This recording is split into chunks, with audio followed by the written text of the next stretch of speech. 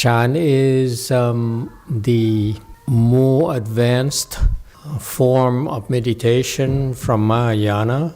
So Mahayana stands for big vehicle in Buddhism.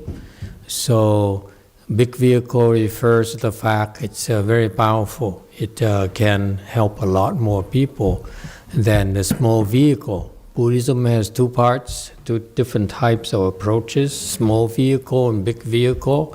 Small vehicle is where you find in primarily Southeast Asia, in like Thailand, Sri Lanka, and so forth. You find that. And they also have their own form of meditation that you can hear about. They like to talk about vipassana meditation and so forth. We are Mahayana meditation or Chan, which is where Zen is derived from. Zen is the Japanese interpretation of Chinese Chan. And so this is very, very effective way of training. The Asians call it cultivation. It's a foreign concept to Westerners. Cultivation refers to the cultivation of our minds.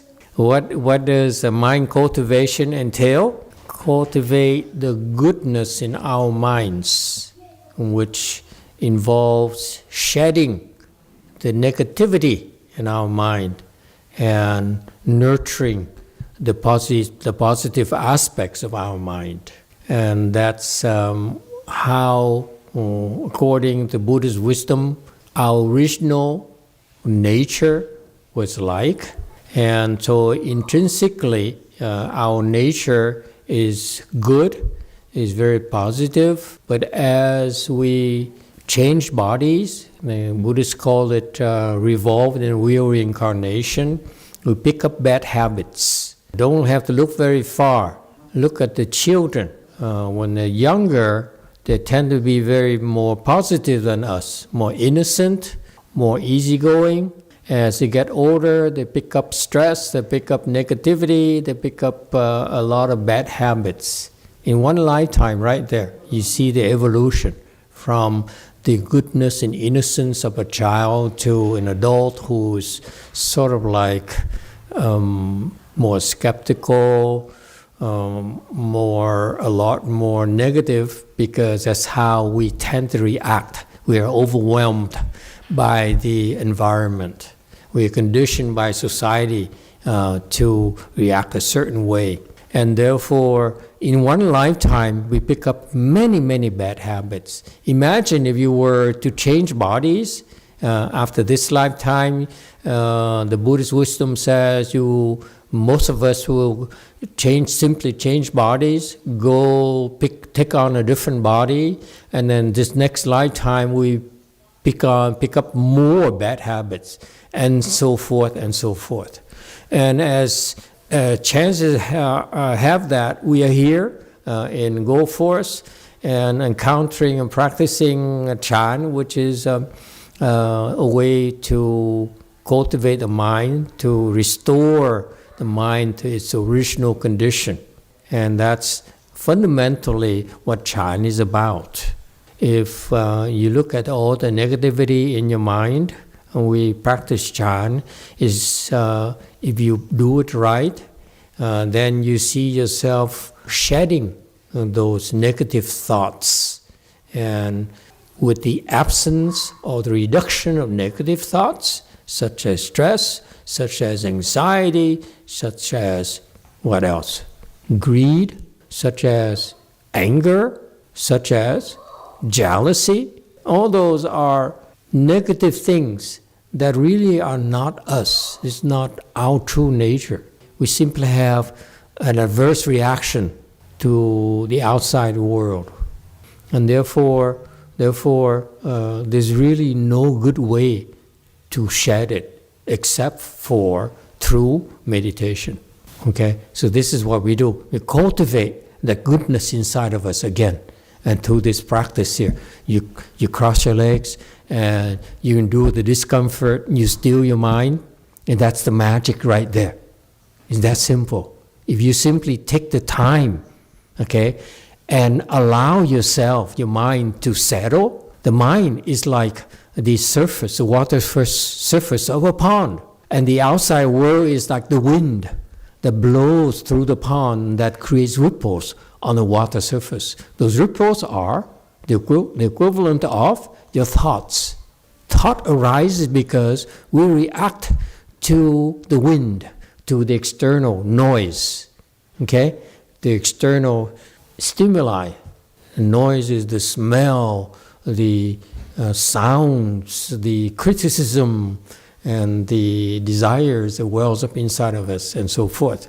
And therefore, if this is a very natural process, if you simply stop the wind from blowing, and that the ripples on the water surface there of the pond will naturally die down by themselves. It's physical.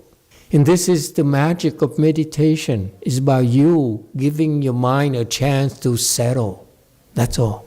Of course, there are more techniques to help it speed it up, like we teach you to cross your legs, okay, and build up your concentration. The more you can build up your concentration, the quicker your mind settles. Because remember, the waves are your mind reacting to the external stimuli, okay, like your heart, okay. And if you simply allow yourself the time, okay, the opportunity to go into a room, which is like shield yourself from the wind, for example, okay, then your mind will settle naturally. Does it help? Okay, and there are many methodologies in Hinayana and Mahayana, and small vehicle and big vehicle, and how to do it. And in Mahayana, we have many more ways and much more effective ways in general. Think of it not for yourself, but think of it as pollution. If your mind is so negative, you're polluting. You become a polluter with your negative thoughts. Remember how when you draw near people who are negative, who are upset, who are so negative that you feel unpleasant? You're being influenced, you're being affected by others' negativity. That's pollution right there. That's called mental pollution. You're polluting others with your mind, with your negativity, with your stress, with your anxiety, with your fears. And when you go see a therapist, what does a therapist do?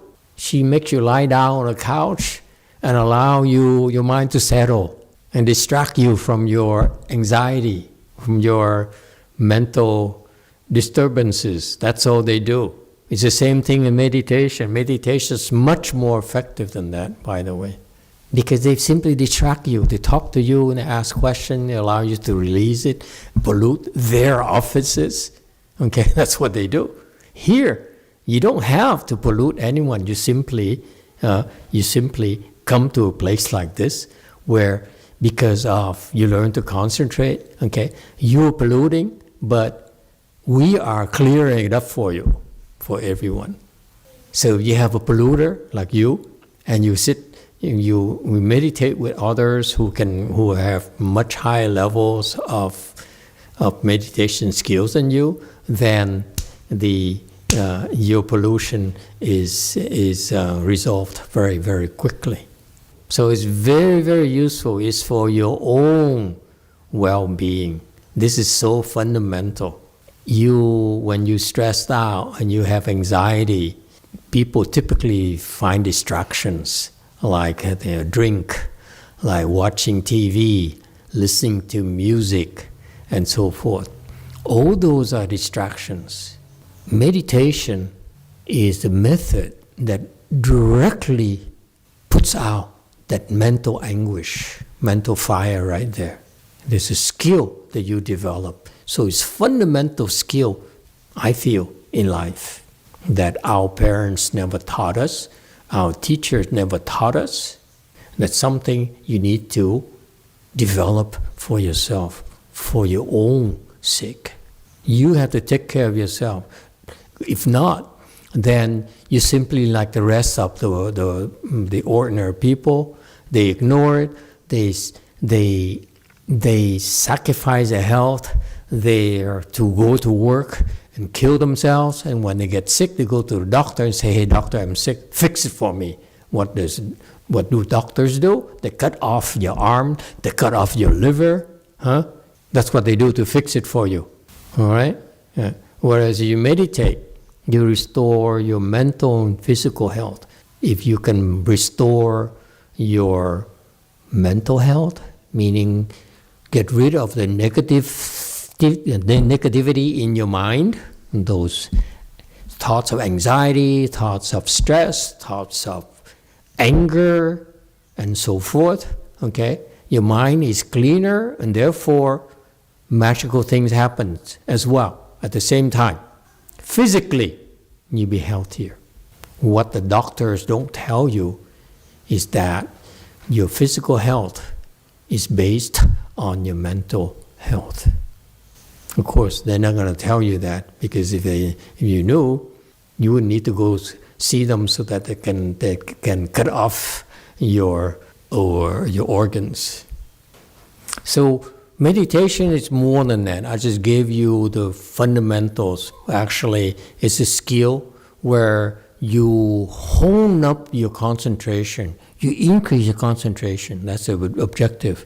Concentration, the higher level your concentration is, the quicker you're able to flatten your water surface. Remember, the water surface are thoughts arising due to the wind. The waves, the ripples, happen because of external stimuli. If you simply are able to focus your mind into one spot, that's meditation right there. Concentrate. Put your mind in one place only. Meaning, putting the mind in one place means focus on one thought only. Okay? Not two thoughts, not three, not four. Only one thought. Then you're able to shed all the negativity a lot faster. It could be instantaneous if you are skilled enough. For example, you're angry. Someone provoked you. You're angry. Someone insulted you. You're angry. Or something happened and you become terrified. And for ordinary people, they are basically a victim. They don't know what to do. They have to wait until, eventually it wears off. The effect wears off. But if you have some Chan skills, you are in the midst of stress because someone at the office really stresses you out. If you have the skill, you focus on one spot and the stress inside your mind evaporates that fast. So it's extremely practical, extremely useful skill to have if you care at all.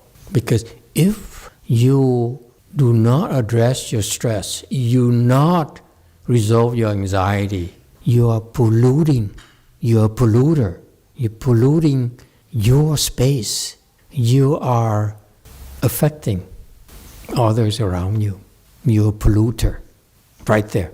So that's why the chant meditation we're teaching you here is basically fundamentally helping you develop your concentration more and more and more so that you can stop your pollution. Okay? As soon as you're aware of it. We naturally have adverse reactions, negative reactions to the external stimuli. That's life. There's no point in whining about it and say, make it go away. I don't want it. No, it will come to you, okay, naturally, because that's part of being alive. That's part of living in society. Okay? There will be noise pollution. There will always be people who are negative around you. Most people around you are negative anyway. That's a pollution right there. And you don't allow them to affect you at all. Actually, you help them by not adding to the negativity. So that's how we go about with the Chan practice, with meditation practices. Okay? Build that concentration so that as soon you realize that we need to still our mind and shed it from negative thoughts, that's when you focus, you go back to your for concentration skill, you focus on one thing, okay? And that's how you shed it. And there are many ways to increase your focus. There are many ways, and reciting a mantra is one way, one among the multitude of ways we teach in Chan meditation. You see, if the principle of Chan meditation, put your mind in one place, then putting your mind on reciting this mantra would work. Is also considered meditation as well. Actually, it's actually very, very effective way of doing it, of increasing our concentration. Because mantras are like secret words from the Buddha, from Bodhisattvas, that help you increase your concentration, okay, and reduce the disturbances, among other great things that could happen to you, okay, while reciting mantras. Most of the world know about Tibetans as specialists in reciting mantras, okay, but actually in Chan we also have these tantric practices as well. That's from us, as far as we're concerned.